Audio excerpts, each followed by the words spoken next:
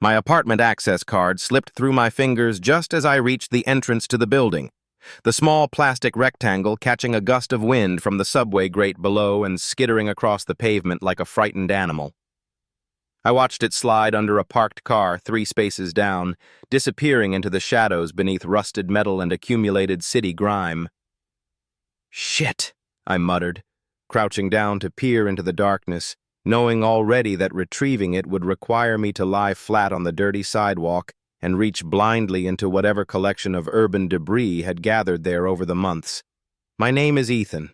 I'm 28, and in that moment, sprawled on my stomach on a Tuesday evening in Crown Heights, reaching under a stranger's Honda Civic for a piece of plastic that represented my ability to access the small sanctuary I called home, I felt the weight of every decision that had brought me to this point.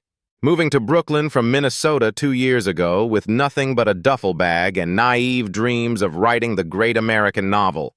Taking a job at a digital marketing agency that paid just enough to cover rent on a studio apartment in a building that had seen better decades. Living alone, eating alone, working alone, existing in the careful spaces between other people's lives. The access card was just barely within reach, wedged against what felt like a discarded bottle cap and something I didn't want to identify. My fingers brushed against it twice before I managed to pinch it between my thumb and forefinger, dragging it back toward daylight with the triumph of someone who had just solved a very small, very personal crisis. I stood up, brushing dirt from my jeans and checking the card for damage. Still functional, though now decorated with a thin film of street grime and what looked like dried coffee.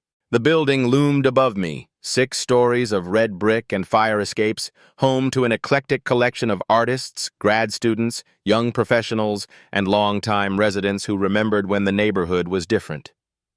The lobby was small and cramped, with mailboxes that had seen better years and a single elevator that worked about 70% of the time. I opted for the stairs, climbing slowly to the 4th floor, my footsteps echoing in the narrow stairwell. The hallway was dimly lit, with doors that revealed nothing about the lives being lived behind them, except for the occasional drift of cooking smells or muffled television sounds. Apartment 4C was mine, a studio with high ceilings and 2 large windows that faced east, filling the space with morning light that made even the shabbiest furniture look temporarily beautiful. I'd furnished it with pieces from thrift stores and sidewalk finds, creating something that was functional if not particularly stylish. A desk by one window where I did my freelance writing work in the evenings. A bed that doubled as a couch. A small kitchen area that was really just a refrigerator, a hot plate, and a sink. It wasn't much, but it was mine. The first space I'd ever had that belonged entirely to me, that I could arrange and rearrange according to my own needs and preferences. After growing up in a house where privacy was rare and personal space was constantly negotiated, the solitude of my own apartment felt like luxury. But solitude, I was learning, was not the same thing as peace. I made dinner, pasta with jarred sauce, the same meal I'd eaten at least 3 times that week, and settled at my desk with my laptop. I had 2 articles due by Friday for different online publications, both about topics I had no particular passion for, but that paid well enough to justify the time spent researching and writing about them. The work was fine, in the way that paying work was always fine when you needed the money. But as I stared at the cursor blinking on the empty document, I found myself thinking about the novel I'd started and abandoned at least 6 times since moving to New York. The characters who had once felt vivid and necessary now seemed flat and unconvincing. The plot that had once excited me now felt derivative and pointless. Maybe that was what happened when you moved to a city full of writers. Everyone had a novel they were working on. Everyone had stories they were sure would change the world. The dream that had felt so unique and urgent back in Minneapolis now felt common, almost embarrassingly naive. I was still staring at the blank document when I heard it, the sound of a piano drifting through the walls from somewhere nearby. Soft, melancholy notes that seemed to carry more weight than their volume suggested. I'd heard it before, usually in the evenings, but tonight I found myself really listening, trying to identify the melody. It wasn't anything I recognized, but it was beautiful in a way that made me stop trying to write and just sit with the music. Someone in the building was playing, creating something lovely in the midst of all this urban anonymity. The sound made my small apartment feel less isolated, connected to a larger community of people living parallel lives just a few feet away. When the music stopped, the silence felt heavier than before. I gave up on writing and decided to do laundry instead. The building had a basement laundry room that was perpetually humid and filled with machines that worked sporadically, but it was better than walking 6 blocks to the nearest laundromat. I gathered my clothes into a mesh bag and headed downstairs, grateful for any activity that would break up the evening's solitude. The laundry room was empty except for one person, a man about my age sitting on one of the plastic chairs, reading a paperback book while his clothes tumbled in the dryer. He looked up when I entered, and I was struck by the gentleness in his dark eyes, the way he smiled slightly as if we shared some small secret. "Evening," he said, his voice carrying a slight accent I couldn't immediately place. "Hi," I replied, suddenly hyper-aware of how I must look, rumpled from lying on the sidewalk, carrying a bag of questionably clean clothes, probably radiating the particular loneliness of someone who did laundry alone on Tuesday nights. I loaded my clothes into the washing machine, feeding quarters into the slot, and listening to the mechanical sounds of the cycle beginning. The man had returned to his book, but I caught him glancing in my direction a couple of times, as if he were curious about something but too polite to stare outright. "Good book?" I asked, settling into the chair across from him. He held up the cover, something by Garcia Marquez that I'd always meant to read but never gotten around to. "I've read it before, but it's one of those books that feels different every time you come back to it." "I know what you mean. There are books I loved in college that I'm almost afraid to reread now in case they don't hold up. Or in case you're too different from who you were when you first read them," he said, and there was something in his tone that suggested he was speaking from experience. We fell into comfortable silence, the only sounds the churning of machines and the distant hum of the building's heating system. I found myself stealing glances at him, the way he held his book, the careful attention he paid to each page, the small smile that played at the corners of his mouth when he encountered a passage that pleased him. There was something calming about his presence, something that made the harsh fluorescent lighting of the laundry room feel less institutional and more intimate. He was wearing a simple gray sweater and dark jeans, clothes that suggested someone who cared about how he looked without being vain about it. His hair was dark and slightly wavy, longer than was fashionable, but in a way that looked intentional rather than neglected. "I'm Ethan, by the way," I said when the silence began to feel like something that needed to be acknowledged. "Marco," he replied, setting his book down on his lap and giving me his full attention. "I live on the 5th floor. I don't think I've seen you around before." "4th floor. I've been here about 8 months, but I tend to keep to myself." "Nothing wrong with that," Marco said, but there was something in his expression that suggested he understood the difference between choosing solitude and having it chosen for you.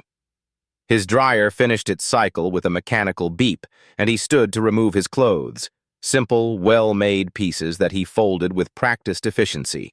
I watched him work, struck by the care he took with even the most mundane tasks, the way he handled each piece of clothing as if it mattered. "You're the one who plays piano," I said suddenly, the realization hitting me as I watched him fold a sweater I'd seen him wearing in the hallway a few weeks earlier. He paused, a t-shirt half folded in his hands. "You can hear it?" "Sometimes in the evenings. It's beautiful. I hope it doesn't bother anyone." "It doesn't bother me," I said quickly. "The opposite, actually. It makes the building feel less anonymous."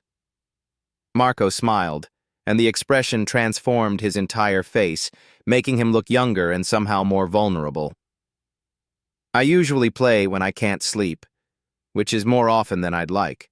I worry about disturbing people, but the piano helps me process things that are hard to think about any other way." There was something in the way he said it, carefully, as if he were revealing more than he'd intended, that made me want to ask what kinds of things needed processing, what kept him awake at night. But we were still strangers, still operating within the boundaries of polite conversation between neighbors. "What kind of music do you play?" I asked instead. "Mostly classical, some jazz. A lot of Chopin when I'm feeling melancholy, which my friends tell me is too often." He finished folding his clothes and began placing them in a canvas bag. "What about you? Do you play anything?" "I used to play guitar back in high school. Nothing serious, just enough to get through a few songs around a campfire.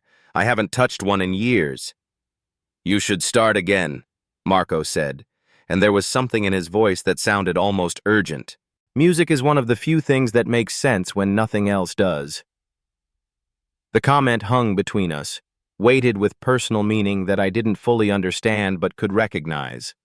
There was pain in his voice, carefully controlled but unmistakable. Whatever had brought him to late-night piano sessions and Garcia Marquez in laundry rooms, it wasn't simple insomnia. My washing machine finished its cycle, and I moved my clothes to the dryer, feeding more quarters into the slot and setting the timer. Marco had gathered his things and was clearly preparing to leave, but he lingered by the door as if reluctant to end our conversation.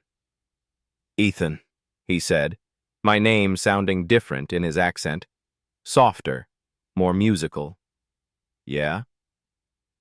"If you ever want to borrow any books, I have a decent collection upstairs. Garcia Marquez, Borges, some poetry, and some English language stuff too if Spanish literature isn't your thing." The offer was casual, but I could hear the invitation beneath it, not just to borrow books, but to continue whatever connection we'd started in this unlikely setting. "I'd like that," I said. "I've been meaning to read more, especially things I can't easily find at the library." "Good. I'm usually home in the evenings if you want to stop by sometime." "I will." He left then, carrying his canvas bag of folded clothes, but not before giving me another one of those gentle smiles that seemed to contain more warmth than the situation warranted. I sat alone in the laundry room, listening to my clothes tumble in the dryer and thinking about the unexpected pleasure of talking with another person about something that mattered, even briefly. The next evening, I found myself standing outside apartment 5B with a bottle of wine I'd picked up on the way home from work, trying to work up the courage to knock. I'd thought about Marco throughout the day, replaying our conversation and wondering what his apartment looked like, what kinds of books lined his shelves, whether he'd been serious about the invitation or was just being polite. The wine was probably overkill. This was borrowing a book, not a dinner party. But I'd wanted to bring something, some gesture of appreciation that wouldn't seem too forward or assume too much about what this was. I knocked softly and heard movement inside, footsteps, the sound of something being set down, then the door opening to reveal Marco in jeans and a white button-down shirt with the sleeves rolled up to his elbows. "Ethan," he said, and again his voice made my name sound like something more interesting than it had ever seemed before. "I wasn't sure if you'd actually come by." "I brought wine," I said, holding up the bottle as if it were an explanation for my presence rather than just an accompaniment to it. If you're not busy." "I'm not busy," Marco said quickly. "Come in, please." His apartment was larger than mine, a one-bedroom with high ceilings and windows that faced west, catching the last of the day's light and casting everything in warm, golden tones. The space was furnished with pieces that looked chosen rather than found, arranged with an eye for both comfort and beauty. Bookshelves lined one wall, filled with volumes in both English and Spanish. A piano sat in the corner by the windows, its black surface gleaming in the evening light. "This is beautiful," I said, meaning it completely. "Thank you. I've been here almost 3 years, so I've had time to make it feel like home." He gestured toward the kitchen area. "Can I open that wine? I was just making dinner, and you're welcome to stay if you're hungry." The invitation was offered casually, but I could hear the hope beneath it, The same desire for company that had driven me to his door with a bottle of wine and the pretense of borrowing books. "I'd like that," I said. Marco's kitchen was small but well organized, with spices arranged alphabetically and cooking utensils hung from hooks with the precision of someone who took food seriously. He opened the wine with practiced efficiency and poured 2 glasses while something that smelled incredible simmered on the stove. "What are you making?" I asked. "Risotto with mushrooms. It's one of the few things I can make that actually turns out edible." He handed me a glass of wine and returned to stirring the pot on the stove. "I learned to cook from my grandmother when I was growing up in Barcelona. She insisted that anyone who wanted to eat well needed to know how to prepare their own food." "You're from Barcelona?" "Born there, lived there until I was 18. My family moved to the States for my father's work, but I went back for college and stayed for a few years after. I only moved to New York about 4 years ago." "What brought you here?" Marco was quiet for a moment, focusing on the risotto with more attention than it probably required. "Love, initially," he said finally. "I followed someone here, someone I thought I was going to spend my life with. And now? Now I stay because I've built a life here, and starting over somewhere else feels like more work than I have energy for." He looked up from the stove, meeting my eyes directly. "What about you? What brought you to Brooklyn from, let me guess, somewhere in the Midwest?" "Minnesota, Minneapolis, and it was the classic story. Small-town guy moves to the big city to pursue his dreams of being a writer." I took a sip of wine, which was better than anything I usually bought for myself. "How did you know I was from the Midwest?" "The way you talk, the way you apologize for things that don't need apologies. And you have that particular kind of politeness that comes from growing up somewhere where people still hold doors for strangers." His observation was accurate enough to be slightly embarrassing. "Is it that obvious?" "It's not a bad thing," Marco said quickly. "There's something refreshing about meeting someone who hasn't been worn down by the city yet, who still assumes good intentions in other people." "Give it time," I said, trying for humor but hearing the edge of real concern in my voice. Marco turned away from the stove to look at me directly, and I was struck again by the warmth in his dark eyes, the way he seemed to really see whatever he was looking at. "I hope not," he said softly. "The world needs more people who still believe in good intentions."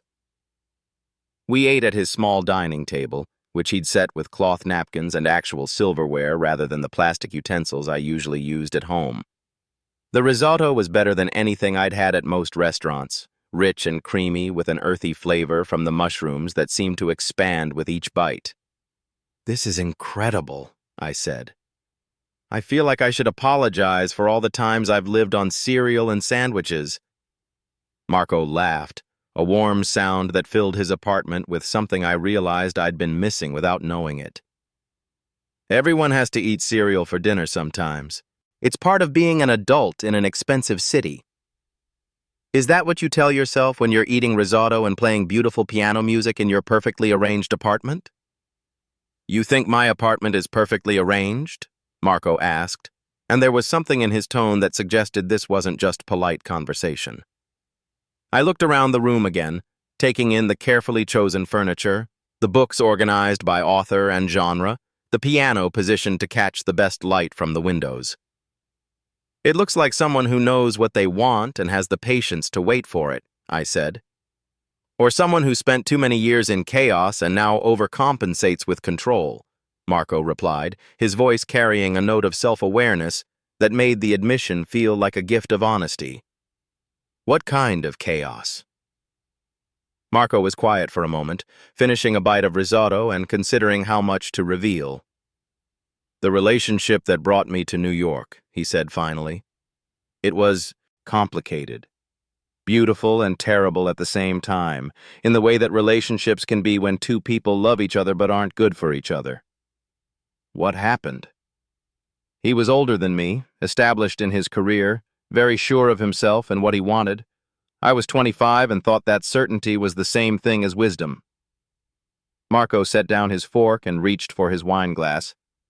He had very specific ideas about how our life should look, what kinds of friends we should have, how I should spend my time. At first, it felt like guidance, someone who cared about me enough to help me become a better version of myself. But it wasn't guidance. No, it was control, dressed up as care. It took me 3 years to recognize the difference. Marco's voice was steady, but I could hear the pain underneath it. By the time I left, I wasn't sure who I was anymore, outside of who he'd shaped me to be. The admission hung between us, weighted with the kind of vulnerability that usually took months or years to develop between people. I felt honored that he'd shared it, and also unsure how to respond in a way that acknowledged its importance without making him regret the openness. "I'm sorry," I said. "That sounds incredibly difficult." It was. But it also taught me things I needed to know about myself, about what I'm willing to accept and what I'm not. Marco met my eyes across the small table. "What about you? Have you ever been in love?" The question was asked gently, without the probing quality that would have made it feel invasive, but it still made my pulse quicken.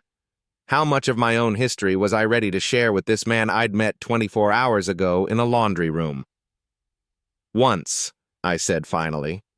"In college." It ended badly, but not because anyone was cruel or controlling, just because we wanted different things and weren't mature enough to figure out how to compromise. "Do you miss it? Being in love?" The question was more personal than anything anyone had asked me in months, and it forced me to examine feelings I'd been carefully avoiding since moving to New York. "I miss the feeling of being important to someone," I said slowly. "Of having someone who cares about the details of your day, who notices when you're happy or sad or worried about something. But I don't miss the complications, the way love can make you lose track of who you are when you're not with that person." Marco nodded as if he understood completely. "That's the paradox, isn't it? We need connection, but connection always changes us, and we can't know beforehand whether the change will be growth or loss." "Have you figured out how to tell the difference?" "I'm working on it," Marco said with a slight smile. "I think it has something to do with whether you feel more like yourself when you're with the other person, or less like yourself." "And with your ex?" "Definitely less. I became smaller, quieter, more careful about everything I said and did." He paused, swirling the wine in his glass. "What about with yours?" I thought about Jake, my college boyfriend. The way our relationship had felt like a constant negotiation between what we each wanted and what we were willing to give up to be together. "More anxious," I said. Like I was always trying to be the person he wanted me to be, instead of just being who I was and trusting that it was enough. "That's exhausting." It was. By the time we broke up, I was so tired of trying to be perfect that I think I was relieved, even though I was also heartbroken. Marco reached across the table and touched my hand briefly, a gesture of understanding that sent warmth up my arm and made me realize how long it had been since anyone had touched me with genuine affection. "I'm glad you learned that about yourself," he said. "A lot of people never do."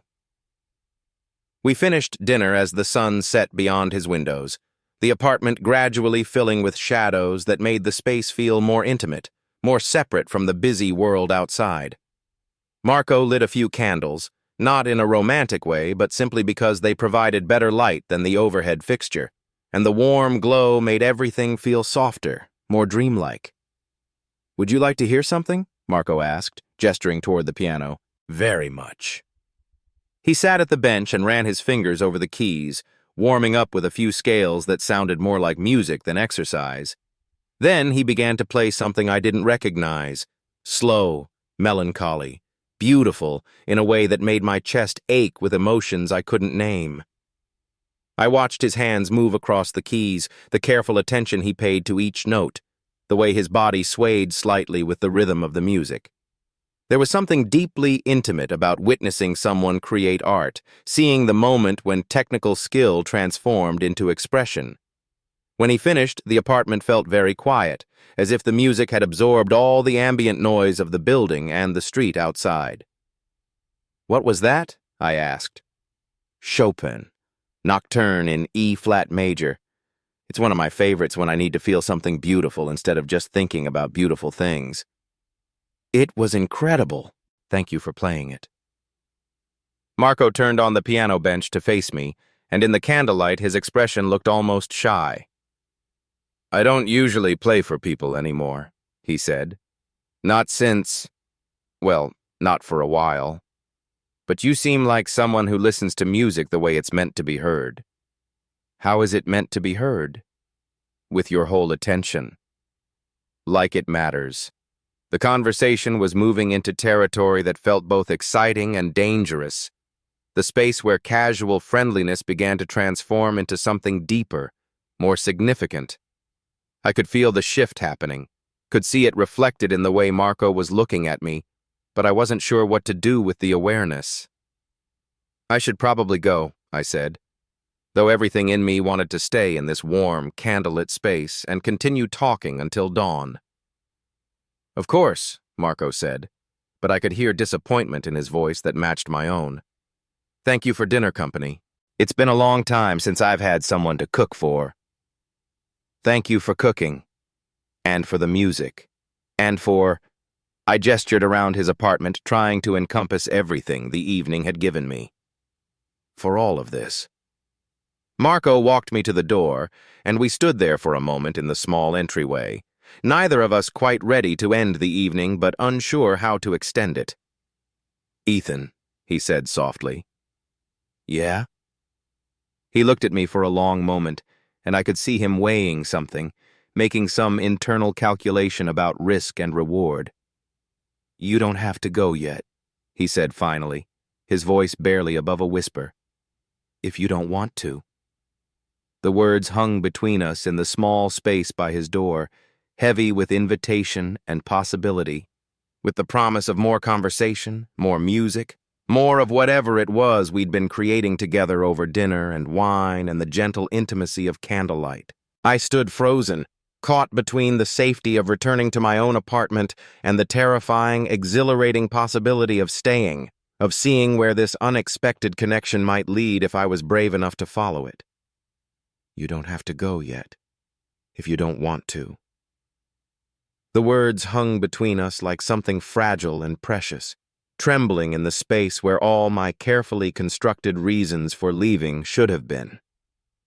I stood frozen by his front door, my hand still resting on the brass handle that had become suddenly impossible to turn. Behind me, I could feel Ryan's presence, close enough that the warmth of his body seemed to reach across the small distance separating us, close enough that I could hear the slight catch in his breathing that told me this moment mattered to him as much as it did to me. The rain that had started during our walk back from Powell's was drumming against his windows now, a steady percussion that seemed to underscore the intimacy of being inside while the world grew dark and wet around us. I should leave. Every rational part of my brain knew I should leave. We'd already spent 3 hours together at the bookstore, wandering through poetry sections and sharing fragments of ourselves in the careful way of people who were afraid to want too much too quickly. I had that paper to finish, the one about Victorian nature imagery that was due tomorrow morning. I had my routine to maintain, my safe and predictable life to return to. But when I turned around to face him, something in his expression made all my rational arguments crumble into dust. He looked vulnerable standing there in his own living room, like he'd surprised himself by asking me to stay. His dark hair was slightly damp from our walk through the drizzle, and his eyes held a kind of hopeful uncertainty that made my chest tight with recognition. I knew that look. I'd seen it in mirrors, in quiet moments when I'd allowed myself to acknowledge how lonely I'd become, how much I missed having someone to talk to who actually listened. The silence stretched between us, heavy with possibility and the weight of choices that felt larger than they should. Outside, the rain intensified, and I found myself thinking about the way water changes everything it touches, softening hard edges, blurring boundaries, making the familiar world seem suddenly fluid and full of potential. I started, then stopped, my throat suddenly dry. The words I needed felt too big, too revealing. How could I explain that I didn't want to leave not because of the rain, but because sitting in a bookstore with him had been the most alive I'd felt in months? How could I admit that the thought of returning to my empty apartment, to my careful solitude and predictable routines, felt like a kind of death after tasting what real connection might feel like? "There's no pressure," he said gently, seeming to understand my internal struggle. "We could just see what happens. Maybe make some tea. Talk about those books you bought. Whatever feels right." The kindness in his voice, the way he was giving me space to be uncertain, made something crack open in my chest. When was the last time someone had offered me permission to not know what I wanted? When was the last time anyone had been patient with my hesitation instead of frustrated by it? "Okay," I said, the word coming out softer than I'd intended.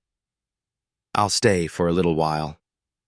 His smile was immediate and genuine, transforming his entire face in a way that made me glad I'd chosen to be brave, just this once. "Good. That's really good." I followed him deeper into his apartment, trying not to seem too obvious about looking around.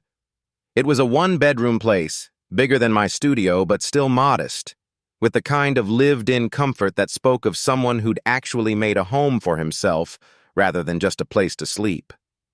The walls were painted a warm sage green that seemed to change color in different light, and every surface held evidence of a rich inner life.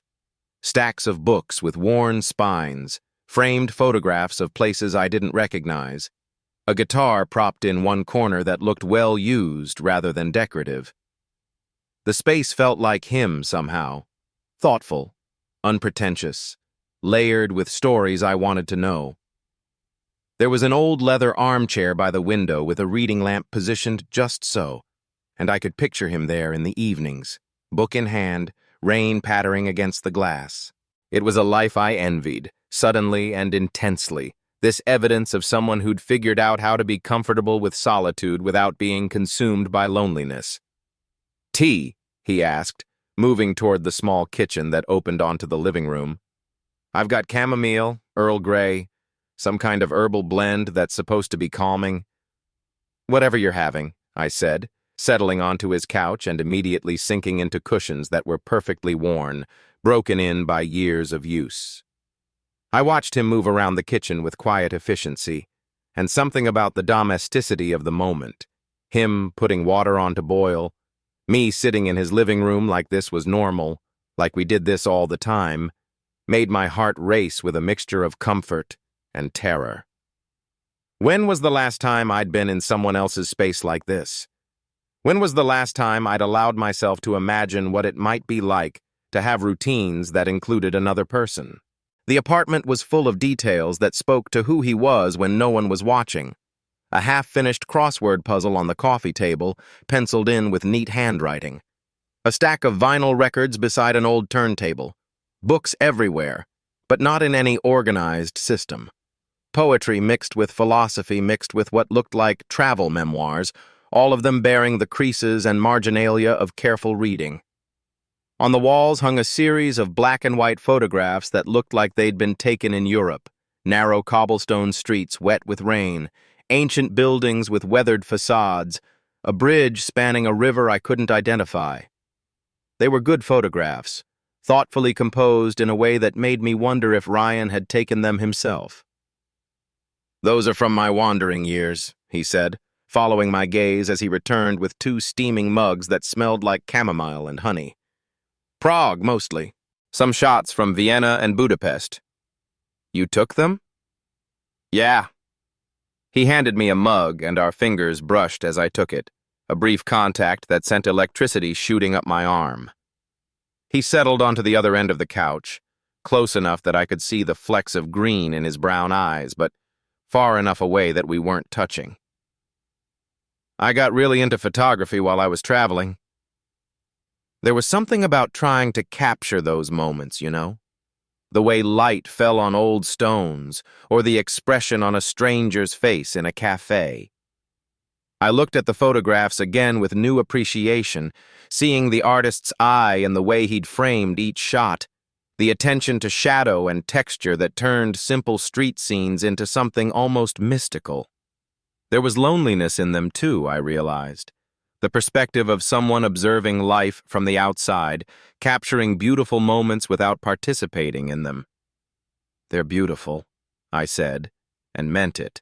"Do you still take pictures?" "Not as much as I should."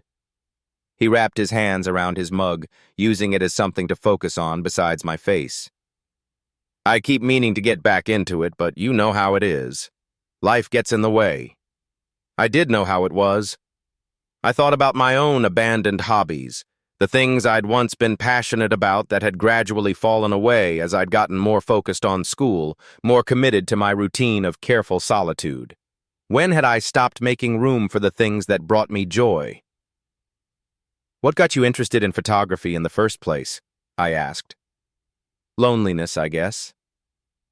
The admission came out matter-of-fact, without self-pity, but it hit me like a punch to the chest anyway. When you're traveling alone, you spend a lot of time observing instead of participating. Photography gave me a way to engage with the world without having to, without having to be vulnerable with actual people. The honesty in his voice made something crack open in my own chest. I understood that impulse, the way you could use creative pursuits as a buffer between yourself and the risk of real connection. How many hours had I spent reading other people's words about love and loss instead of living my own story? "Is that why you left school?"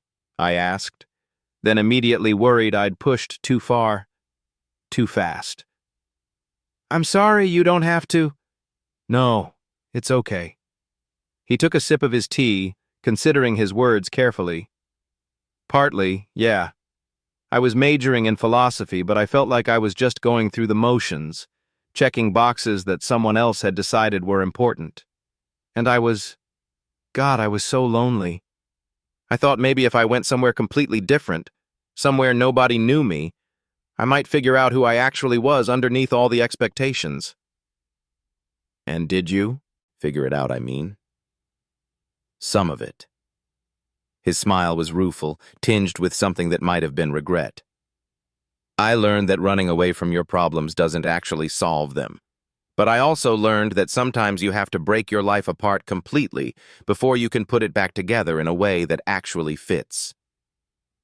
We sat in comfortable silence for a moment, the rain continuing its gentle percussion against the windows. I found myself studying his profile as he looked out at the darkening street, taking in the strong line of his jaw, the way his hair curled slightly at the edges where it touched his collar, the small scar above his left eyebrow that I'd noticed that first morning at the coffee shop. There was something about being in his space, surrounded by the evidence of his thoughts and interests and the life he'd built for himself, that made him seem both more real and more mysterious. The barista who'd made perfect lattes and quoted Tennyson was also this person, someone who'd traveled alone through foreign cities, who'd had the courage to leave everything familiar behind in search of something he couldn't even name. "What about you?" he asked suddenly, turning back to me. "What made you choose literature? I mean, beyond the academic reasons. What drew you to other people's stories?" The question caught me off guard in its perceptiveness. Most people, when they found out I was a lit major, either made jokes about future employment prospects or assumed I wanted to be a writer. Nobody ever asked about the deeper pull, the almost spiritual need I felt to understand how other people made sense of existence through words. "I think I've always been drawn to characters who felt like outsiders," I said slowly, trying to articulate something I'd never really examined before. People watching life happen around them instead of actively participating. There was something comforting about recognizing myself in those narratives. Comforting how? Like maybe feeling disconnected from the world wasn't a personal failing. Like maybe it was just a different way of being human. I paused, surprised by my own honesty. Does that make sense? Perfect sense. His voice was gentle, understanding in a way that made me want to tell him things I'd never told anyone. Literature as validation. I get that completely. The simple acknowledgement hit me harder than it should have.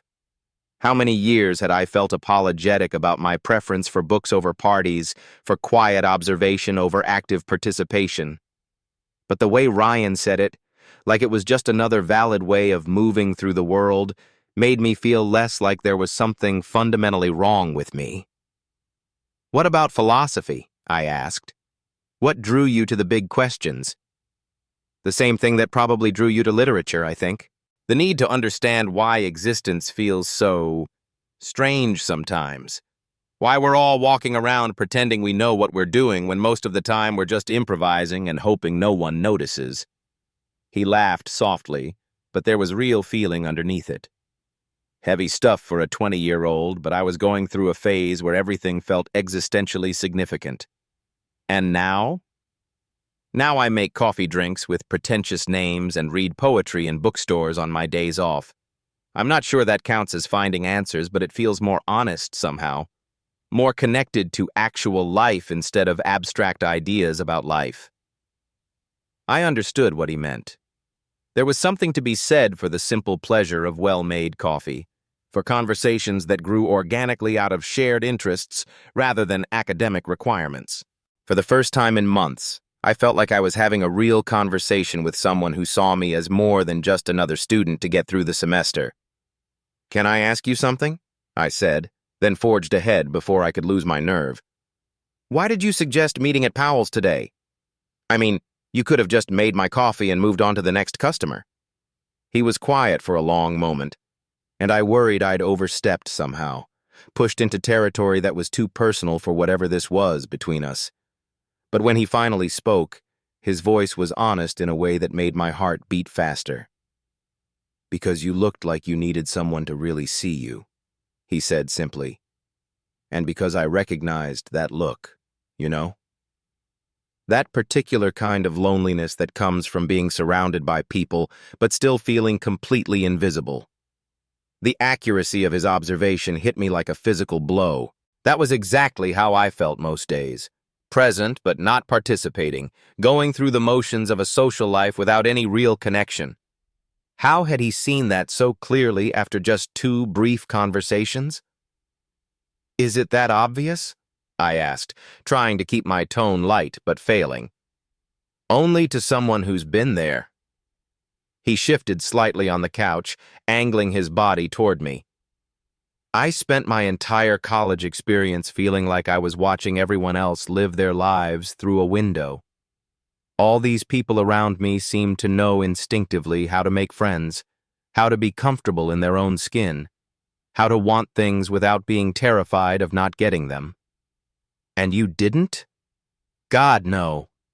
I was a mess, anxious about everything, convinced that if people really knew me, they'd realize I was boring or damaged or just not worth the effort. He paused, running a hand through his hair in a gesture that seemed unconscious. The traveling helped some, but it wasn't until I came back to Portland and started working at Grind that I began to figure out how to actually connect with people instead of just observing them. I wanted to tell him that he wasn't boring or damaged, that anyone who thought he wasn't worth the effort was an idiot. But the words felt too big for where we were in whatever this was. Instead, I said, "You seem pretty good at connecting now. With customers, I mean. You made me feel welcome right away." That's different. There's a script for customer service, you know? Rules to follow. But this...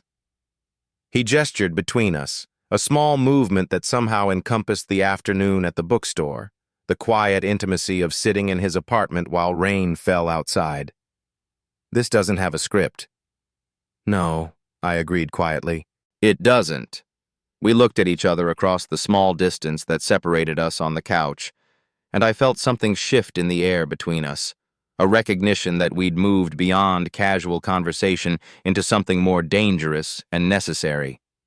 The late afternoon light filtering through his windows had grown golden and soft, painting everything in warm tones that made the moment feel suspended outside of normal time. The rain outside had intensified, and I found myself grateful for it in a way that surprised me. It gave us a reason to stay inside, to extend this fragile connection that felt too precious to abandon just yet. But more than that, it created a sense of intimacy, of being sheltered together while the world outside grew dark and wild. "I should probably confess something," I said, my heart beating fast enough that I wondered if he could hear it. "Okay?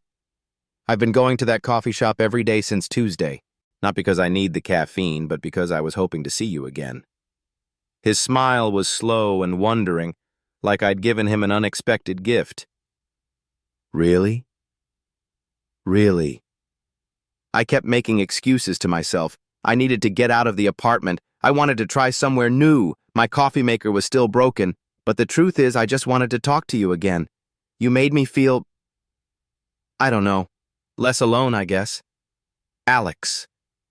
The way he said my name was soft, almost reverent, and hearing it in his voice made something flutter low in my stomach.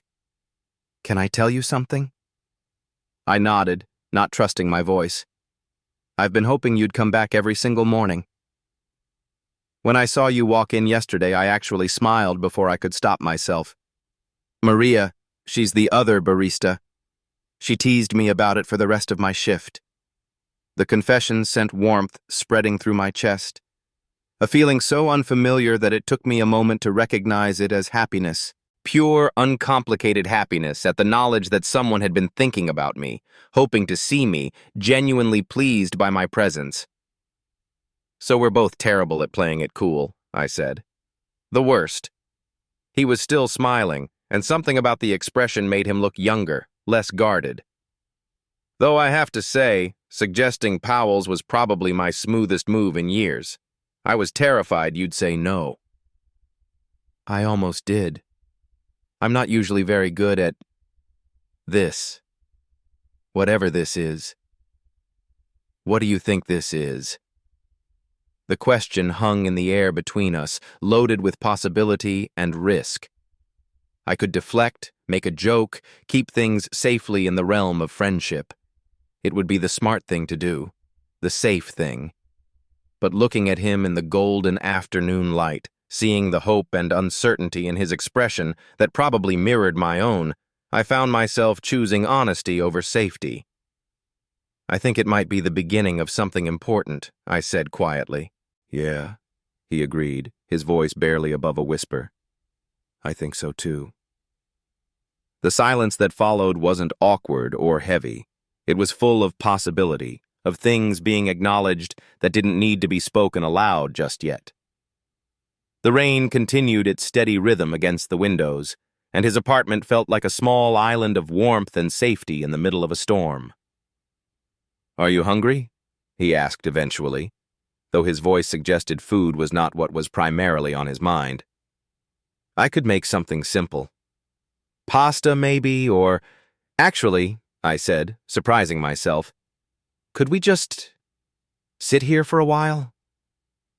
I don't want to break this spell, whatever this is." His expression softened. "Yeah, I'd like that too."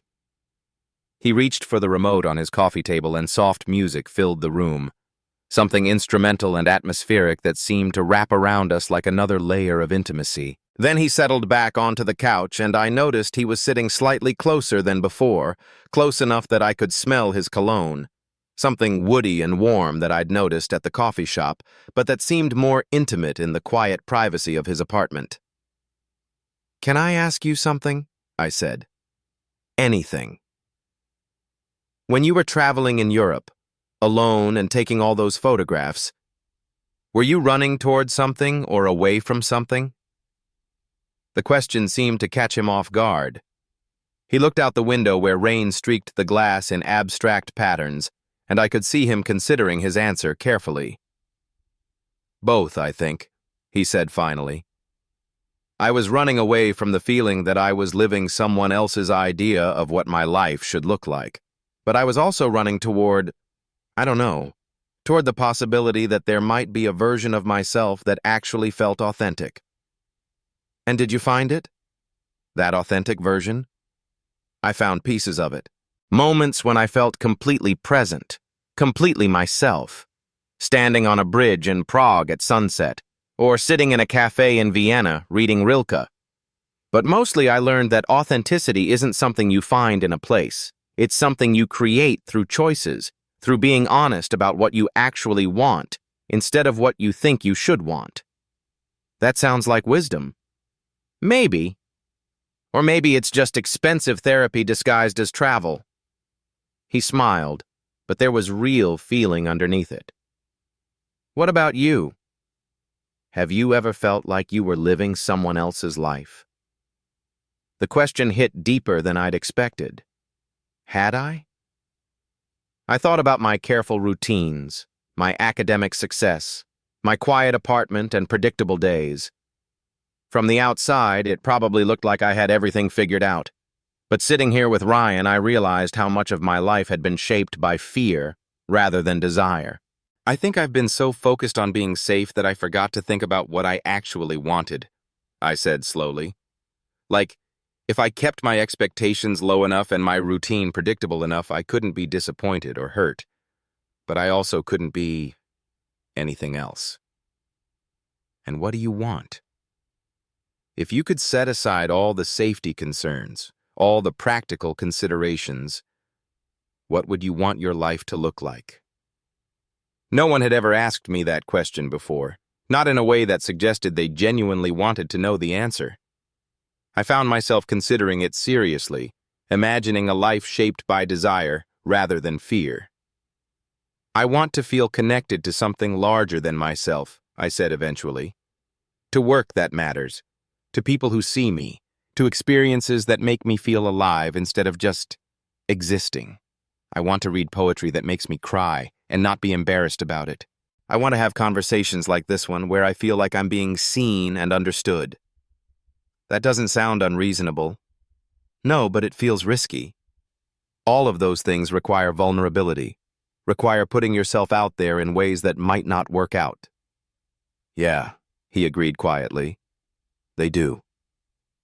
The space between us on the couch seemed to have shrunk without either of us moving, and I became suddenly aware of the warmth of his leg near mine, the way his hand rested on the cushion between us, fingers spread in a gesture that seemed both relaxed and tense. "Ryan," I said, not sure what I wanted to say next, but needing to break the charged silence. "Yeah. I'm scared." "Of what?" "Of wanting this too much. Of getting attached to something that might not be real or might not last." He was quiet for a long moment, and when he spoke, his voice was gentle but sure. "I'm scared, too. But I think maybe being scared is okay, as long as we're honest about it." "You're scared? You seem so confident, so sure of yourself." "That's mostly caffeine and good customer service training." His smile was self-deprecating but warm. "The truth is, I haven't felt this way about anyone in a long time, and it's terrifying. But it's also the first time in months that I've felt truly awake, you know? Like I'm living in full color instead of grayscale." The honesty in his voice made my breath catch. We were treading in dangerous waters now, moving beyond friendship into something that felt fragile and precious and full of potential. "Can I started, then stopped, suddenly unsure. "Can you what?" "Can I move closer?" This feels like a conversation that should happen without so much space between us. His smile was soft and surprised. "Yeah, I'd like that." I shifted on the couch, closing the distance between us until our knees were almost touching. Up close, I could see the exhaustion around his eyes that spoke of early morning shifts and late nights, but also something else, a warmth and openness that made me want to trace the lines of his face with my fingertips. "Better?" he asked, his voice quieter now that we were close enough to whisper. "Much better." We sat like that for a moment, looking at each other in the golden light filtering through rain-streaked windows, and I felt something settle into place in my chest. Not the desperate relief of loneliness being temporarily assuaged, but something steadier and more hopeful. The beginning of trust, maybe. The beginning of allowing myself to believe that I might be capable of the kind of connection I'd read about in books, but never thought I'd experience firsthand. "Alex," he said, and something in his tone made me look directly into his eyes. They were brown with those flecks of green I'd noticed before, but up close I could see there was gold in them too, and they were looking at me with an intensity that made my heart race. "What?" "I know we don't really know each other yet. I know this is all new and uncertain and maybe moving too fast, but I want you to know that however this turns out, I'm grateful that Broken Coffee Maker led you to grind." "Me too," I said, though the words felt inadequate for the size of what I was feeling. The air between us felt charged with possibility, electric in a way that made me hyper-aware of every detail. The sound of rain against the windows, the warm light of his lamps casting everything in golden tones, the way his eyes kept dropping to my mouth before flicking back up to meet my gaze. "Is this crazy?" I asked. "Feeling this much about someone I barely know?" "If it is, then we're both crazy," he said softly. "But I don't think it's crazy. I think sometimes you meet someone and everything just clicks into place. Like you've been waiting for them without knowing what you were waiting for. Is that what this feels like to you? Things clicking into place?" "Yeah," he said, his voice barely above a whisper. "It does." Slowly, carefully, like he was afraid I might spook and run, he reached out and brushed a strand of hair from my forehead. His fingertips lingered against my skin for just a moment, but it was enough to send electricity shooting through my entire body. "Is this okay?" he asked. "Yeah," I managed, though my voice didn't sound quite like my own. "This is okay." His hand moved to cup my cheek, thumb tracing a gentle line along my cheekbone, and I found myself leaning into the touch without conscious thought. When was the last time someone had touched me with such gentleness, such care? "Alex," he said again, and this time my name sounded like a question. "What?"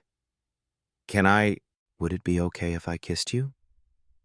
The question hung in the air between us, and I felt something shift in my chest. A loosening of fear, a sudden understanding that this was what I'd been wanting without knowing how to name it. "Yeah," I whispered. "I'd like that very much." He moved slowly, giving me time to change my mind, to pull away, to retreat back into the safety of distance. But I didn't want to retreat. I wanted this, wanted him, in a way that scared and thrilled me in equal measure. When his lips finally touched mine, it was soft and tentative and perfect. He tasted like chamomile tea and something uniquely him, and the kiss was nothing like the desperate, hungry encounters I'd imagined when I'd allowed myself to fantasize about moments like this. It was better, more real, more tender, full of a careful reverence that made my heart ache with how much it meant. We broke apart after a moment that could have been seconds or hours, both of us breathing a little unsteadily. He rested his forehead against mine, and I could feel the warmth of his breath against my skin. "Okay?" he asked, his voice soft and uncertain. "More than okay," I said, meaning it completely. He smiled, that slow, genuine smile that had drawn me to him from the very beginning, and then he was kissing me again, deeper this time, but still gentle, still careful. I let myself sink into it, into the warmth and closeness and the simple miracle of being wanted by someone I wanted in return. When we finally broke apart for real, I found myself tucked against his side, his arm around my shoulders, both of us quiet in the aftermath of crossing a line we couldn't uncross. The rain continued its percussion against the windows, and the music played softly in the background, and everything felt different somehow, charged with new possibilities, heavy with the weight of things that had been acknowledged and couldn't be taken back. "So," he said after a while, his voice carefully casual, "what happens now?" It was the question I'd been trying not to think about, the looming uncertainty that made my chest tight with anxiety. What did happen now? Where did we go from here? How did two people who'd known each other for less than a week navigate the sudden appearance of something that felt significant and fragile and terrifying? I don't know, I admitted. I'm not very experienced with this part. The part where it gets complicated. What part is that? The part where you have to figure out what you want and whether you're brave enough to try for it. The part where you risk everything you've built to protect yourself. He was quiet for a moment, his thumb tracing gentle patterns on my shoulder. What if we just took it one day at a time? No pressure, no grand declarations, just see what happens? You'd be okay with that? The uncertainty? I think uncertainty might be the point, he said thoughtfully. If we knew how this was going to turn out, it wouldn't be as scary, but it also wouldn't be as alive. I understood what he meant. There was something about the unknown quality of whatever this was between us that made every moment feel heightened, every small gesture loaded with significance. It was terrifying, but it was also the opposite of the careful numbness I'd been living in for so long. Okay, I said finally. One day at a time. One day at a time, he agreed, and I felt some of the tension in my chest ease. The storm outside showed no signs of letting up, and I found myself grateful for it, for this excuse to stay, for this reason to extend a perfect evening indefinitely. Ryan reached for a throw blanket draped over the back of the couch and settled it over both of us, and I let myself relax more fully into his embrace. This is nice, I said, surprised by how natural it felt to be held like this. Yeah, it is. His voice was soft, content. When's the last time you just existed with someone? No agenda, no performance, just being. The question made me realize how rare this kind of intimacy was in my life. I honestly can't remember. It's been a long time since I've felt this comfortable with another person. Me too. We settled into comfortable silence, and I let myself enjoy the simple pleasure of being close to another person. It had been so long since I'd allowed myself this kind of physical intimacy, not sexual necessarily, but the basic human comfort of touch, of warmth, of being held. I'd forgotten how good it could feel to let someone else's heartbeat synchronize with your own. The music had shifted to something even softer, more atmospheric, and combined with the sound of rain and the warmth of Ryan's body against mine, it was creating a kind of cocoon that made the rest of the world feel very far away. I found my eyelids growing heavy, not from tiredness exactly, but from a deep sense of contentment I hadn't felt in months. Getting sleepy? Ryan asked, his voice gentle and amused. A little. It's just peaceful here. I don't want this to end. Then don't let it end. Stay as long as you want. The offer was simple, but it felt enormous. Permission to take up space in someone else's life, to allow myself to be comfortable and vulnerable and present. When was the last time someone had invited me to simply exist in their space without expectation or agenda? What about tomorrow? Your shift at the coffee shop? I don't work until afternoon tomorrow, and even if I did. He tightened his arms around me slightly. I think this is more important. The simple statement hit me harder than it should have.